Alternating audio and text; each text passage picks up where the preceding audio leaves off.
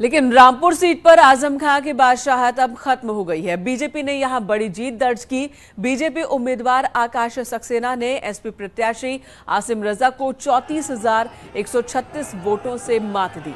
आकाश ने पहले कानूनी लड़ाई में आजम की विधायकी छीनी और फिर सियासी लड़ाई में पटखनी भी दे दी।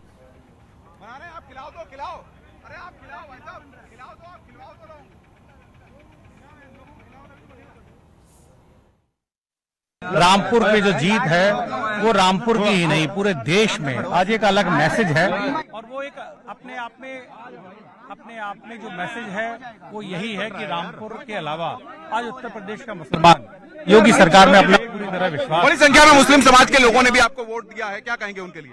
सिर्फ इतना ही कहूंगा कि अब रामपुर में औद्योगिक यहाँ क्रांति होगी और यहाँ हर हिंदू और मुसलमान भाई। जीत के बाद प्रायोरिटीज क्या है? अब सबसे पहले उद्योग, यहाँ रामपुर को में उद्योग नगरी बनाना है और रामपुर में जो ये कलंक है 50 साल पुराना, इसको हटाना है।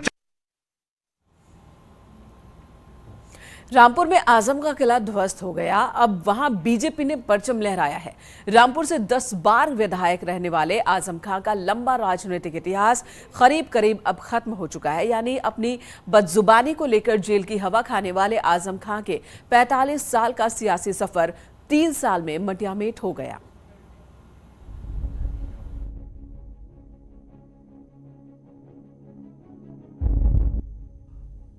रामपुर में आजम खान का चैप्टर क्लोज हो गया। 1980 के बाद 10 बार रामपुर से विधायक रहे आजम खान का सियासी सदनों से वास्ता खत्म हो गया है। यानी 45 साल के लंबे राजनीतिक सफर का इन 3 सालों में मटियामेट हो गया।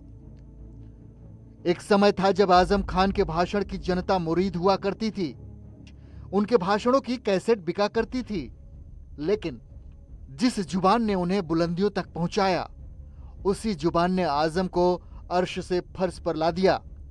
रसूख के नशे में चूर आजम खान ने न अधिकारियों को बख्शा और न ही महिलाओं के प्रति सम्मान का भाव दिया। सत्ता का गुरूर इस कदर था कि किसी भी सभा में बदजुबानी करने से बाज नहीं आते थे।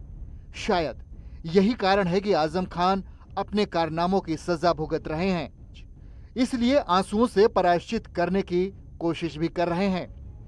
आलम यह है कि जो रामपुर की जनता उन्हें सिर आंखों पर बिठाई रखती थी, आज वही जनता उनके विरोध में खड़ी हो चुकी है।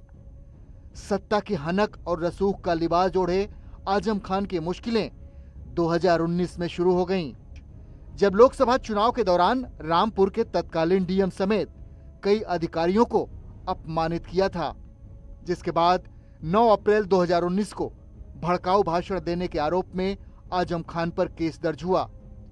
इसी मामले में कोर्ट ने आजम खान को 3 साल की कैद और 6,000 रुपए जुर्माने की सजा सुनाई है। फिर आजम खान के गुनाहों की कलई खुलती गई और रामपुर में एक एक कर करीब 100 मुकदमे दर्ज हुए और आजम खान को जेल भी जाना पड़ा। अब आपको बताते हैं कि इन 3 सालों में आजम खान के सियासी किले की दीवार कैसे गिरती गई। 10 मार्च 2022 को जेल में रहते हुए आजम खान 10वीं बार रामपुर के विधायक बने। उम्मीद थी कि अखिलेश की सरकार बनेगी, लेकिन आजम को यहां भी झटका लगा और बीजेपी ने प्रचंड बहुमत से जीत दर्ज की। 22 मार्च 2022 को आजम खान ने रामपुर की लोकसभा सीट से इस्तीफा दिया। उसके बाद 23 मई 2022 को विधानसभा की सदस्यता की शपथ ली।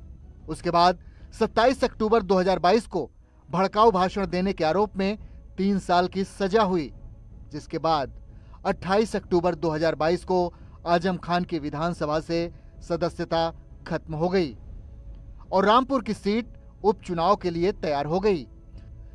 यही नहीं, कोर्ट के आदेश के बाद आजम खान के वोटिंग के अधिकार भी खत्म हो गए। यानी अब आजम खान ना ही सियासत के किसी मंच पर हैं और ना ही सियासी हिस्सेदारी ले सकते हैं। Bureau report, news 18।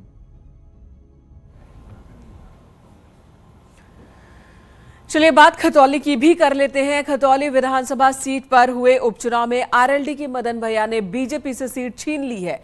मदन भैया ने बीजेपी उम्मीदवार राजकुमारी सैनी को 22,100